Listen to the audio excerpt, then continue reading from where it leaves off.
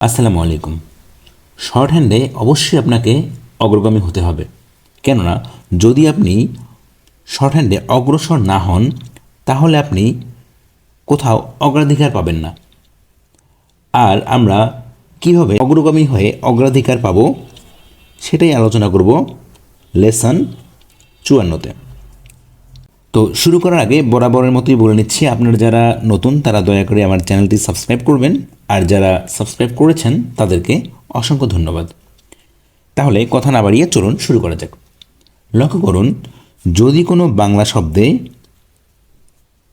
অগ্র বা অগ্রী, যেটা আমরা বললাম যে অগ্রগামী, অগ্রসর হব এবং অগ্রাধিকার পাব, তাহলে আমাদের অগ্রগামী হওয়ার জন্য অগ্রসর হতে হবে। প্রথমে অগ্রসর হতে হবে, তার মানে আমরা যখন কোনো কাজ শুরু করব সেটার দিকে প্রথমে ধাবিত হতে হবে, তারপরে তো আমরা অগ্রাধিকার পাবো, তাই না? অগ্রগামী হয়ে অগ্রসর হলাম, তারপরে আমরা হব অগ্রাধিকার পাবো। লক্ষ্য করুন, আমাদের এই অগ্রাধিকার পাওয়ার জন্য অবশ্যই এই অগ্রগামী হয়ে অগ্রসর হতে হবে, তার মানে এই দুইটা ধাপ পেরিয়ে আমাদের অগ্রাধিকার পেতে হবে, তাই না? এর জন্য আমাদের শিখতে হবে অগ্র বা অগ্রিযুক্ত শব্দের ব্যবহার। লক্ষ্য করুন, যদি কোনো বাংলা শব্দে অগ্র বা অগ্রি থাকে তাহলে আমরা কীভাবে শর্ট হ্যান্ডে লিখব? আপনাদের নিশ্চয়ই মনে আছে, গয়ের জন্য আমরা শিখেছিলাম এই যেটা গয়ের আচর, এবং ও এর জন্য কি শিখেছিলাম আমরা? ও এর জন্য শিখেছি আমরা ওর জন্য ছোট ইউ এর মতো। এই গ এবং ওটাকে যুক্ত করতে হবে। আপনি একটা জিনিস এখানে লক্ষ্য করুন, অগ্র, ঠিক আছে, ওকারের মতো উচ্চারণ হচ্ছে কিন্তু অগ্র, ঠিক আছে, গ ও। এই যেখানে গ আছে বা অ আছে, লক্ষ্য করবেন এখানে যেখানে অ আছে এবং গ আছে, এই দুইটাকে আমরা যুক্ত করে দিচ্ছি। তাহলে আমরা এটা যুক্ত করে, এই দুইটাকে যুক্ত করে গয়ের আচর এবং ও এর আচর, এই দুটোকে যুক্ত করে এইভাবে লিখব, এবং সেটা অবশ্যই মূল শব্দ থেকে বিচ্ছিন্ন করে লিখতে হবে।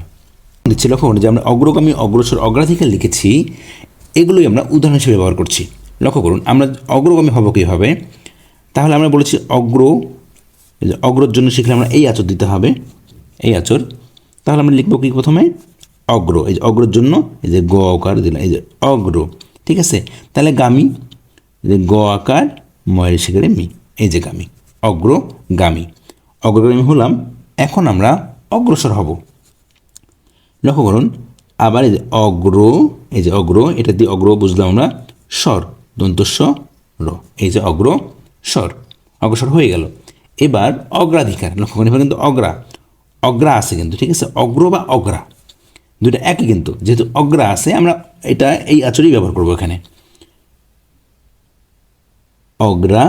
লক্ষ্য করুন এবার ধি, এই যে ধর জন্য নিচ থেকে উপর, ধি কার, কর্কের কারের জন্য আমরা রয়ের আচর শিখেছি, অগ্রাধিকার, এই যে অগ্রাধিকার হয়ে গেল। নিয়মগুলো খুবই সহজ, কিন্তু আপনাদের একটু প্র্যাকটিস করতে হবে বেশি করে। এই শব্দগুলো যে লিখলাম আমি, এই শব্দগুলো আপনারা অবশ্যই বারবার প্র্যাকটিস করবেন। আমি তো ইতিপূর্ব বলে দিয়েছি, বারবার বলেছি এই কথাটা, যে আপনারা প্র্যাকটিস করবেন বেশি করে। আমি তো একবার করে লিখেছি ভিডিও ছোটো করার জন্য, আপনারা বারবার প্র্যাকটিস করবেন। আর অবশ্যই নতুন লেসন শুরু করার আগে পূর্বের লেসন যেগুলো শিখেছেন সেগুলো অবশ্যই একবার করে প্র্যাকটিস করে আসবেন, একটা করে উদাহরণ হলেও প্র্যাকটিস করে আসবেন। এবার আমরা তাহলে অগ্রগামী হলাম, অগ্রসর হলাম, অগ্রাধিকার পেলাম। ঠিক, কোনো কিছুতে অগ্রাধিকার পাওয়া মানে কি? সফলতা লাভ করা। এখন আমরা যেহেতু সফলতা লাভ করলাম বা অগ্রাধিকার পেলাম, এই জন্য আমরা এখন একটু বাক্য গঠন করব।